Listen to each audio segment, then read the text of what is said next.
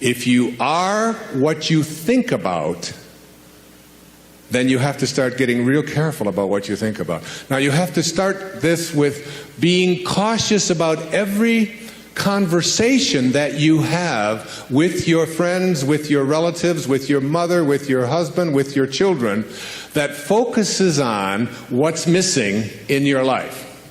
Because if you want to attract something into your life, something good, something grand, something godlike, something prosperous, something of well-being, health, whatever it might be, if you want to attract that into your life, but you're talking about what's missing and thinking about what's missing, and you understand that what you think about is what expands, you will continue to expand more of what's missing, and you'll continue to attract what's missing in your life. I never talk about what's missing in my life.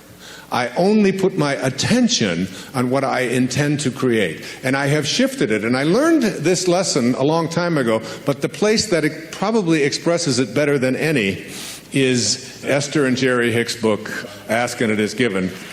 The teachings of Abraham, it's called Learning to Manifest Your Desires, have more than anything, I think they're the greatest, among the really greatest teachings on the planet today. And I know Esther and Jerry, I know them well, I've been with them on many occasions. It's about practicing this idea of not putting your thoughts on what is missing and shifting it to, it's on its way. It's on its way. It's on its way. 4 words, just get them tattooed someplace inside of you. Whatever it is that you would like to attract into your life, know that it's on its way. And I want to say to you that as you begin to get your thoughts more harmonized with Tao thinking, that is, with the thinking of the source, the thinking of God, that which always has been, that which does nothing but leaves nothing undone, as you begin to more and more harmonize in this way, what happens is that you start elevating your thoughts so that the habit of how you think becomes more harmonized rather than a polarity with what you want to attract. It becomes harmonized with it, and it becomes your natural way of how you think all the time. And you start then beginning to teach your children the same way of thinking. So you just catch them when they start saying things like, oh, with my luck it won't work out. Why have any of us ever learned to say, with my luck, and having it mean things aren't going to work out? Why wouldn't you say, and just have it as your habit, with my luck, it'll probably show up faster than it normally does? Why not have that kind of a way? Because here's what happens. As you begin to shift the way that you think and have an anticipation that this thing is going to work out for you, you can only act upon your thoughts.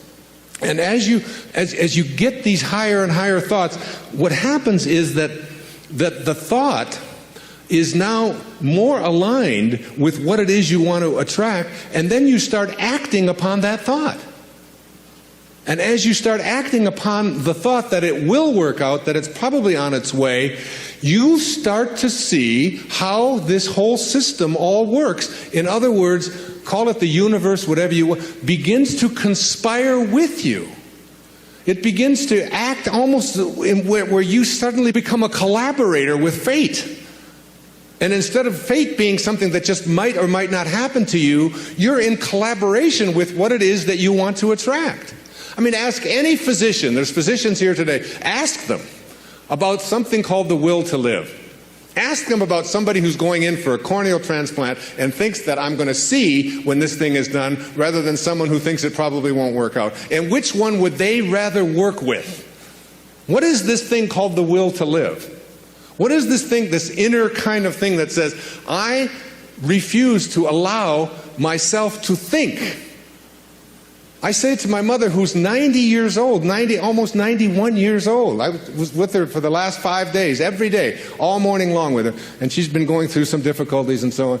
Most of you saw her on the PBS show, if you saw The Inspiration. She has always said to me how she was going to die. She said it to me when she was 60. what her death was going to look like, when she was going to die in her sleep, and it was going to be, it was going to be a peaceful thing, and she was going to do it when she was ready. When she was ready, she would leave, and she would know when it was time. And she says, and don't think it's time. I said, well, you got a hangnail there. Maybe we should just move on with it. And she said, no, I'll tell you when I'm ready. But she has always said, I will never allow Alzheimer's into my life. She's always said that is not something. She'll say things like, well, I can't remember this name quite as well as I did before, but that concept of it's just not anything that I've ever allowed myself to think is a possibility. And I said to her, well, what if you're wrong? She'll say, well, who'll know the difference?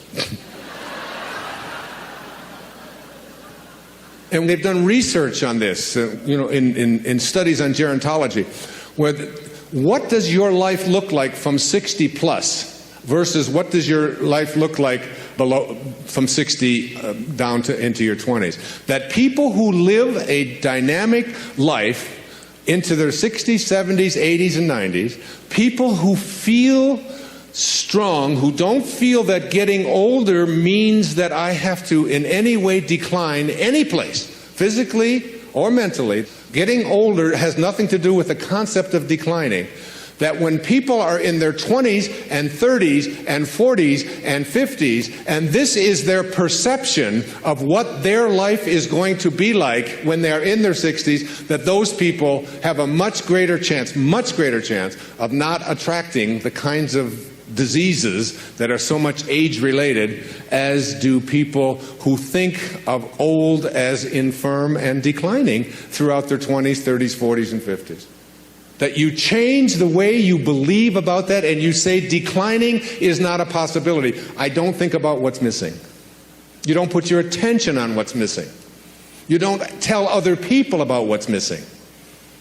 And you don't tell other people about what you can't do and what isn't working and how terrible the world is. And the Tao teaches so much of it was written for leaders, people in positions of power. But I've translated all of that into your own level of leadership.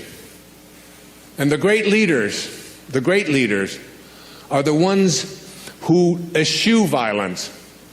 You have got to get yourself to a place where you don't allow yourself to have violent thoughts come into your consciousness. That means you got to watch the movies you're watching. That means the games that your children are playing, video games, have got to be monitored and removed when they have violence built into them. It means that you don't watch the news and you don't read the stories, endlessly reaffirming what a terrible place this world is. It is not a terrible place. It's a perfect place. It's a beautiful place.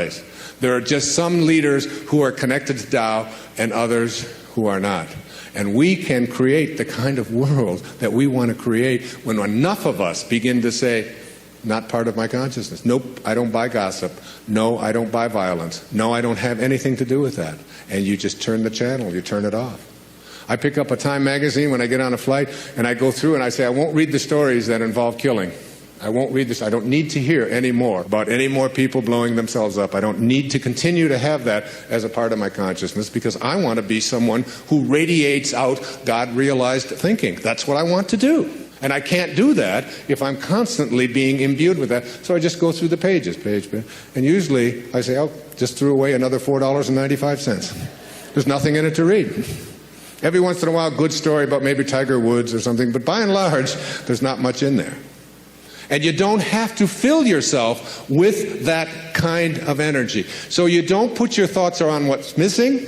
You don't put your thoughts on what always has been. You don't put your thoughts on what others want for you, unless you want more of what others want for you to continue to show up into your life. So that if you're having conflicts with anybody that's out there, you don't have to put your attention on any thought that is out of harmony with the relationship that you would like to have. It doesn't have to be. You can have a love story replace a hate story by just changing your thoughts in any moment of your life. As you'll see, some of you will see it this afternoon, as Katie works with some of you and does the work and teaches you to ask yourself these questions about how can you be sure? How can you be sure that that thought is true? Why not have a love relationship with your ex-husband or your ex-wife? Why not have a love relationship with your in-laws? Why not? Why not have it with everyone on the planet? Why not? Indeed, why not? Every moment of your life, this choice is yours. You can either be a host to God or a hostage to your ego. It's your call. God bless you, and thank you for your attention. Namaste. Thank you.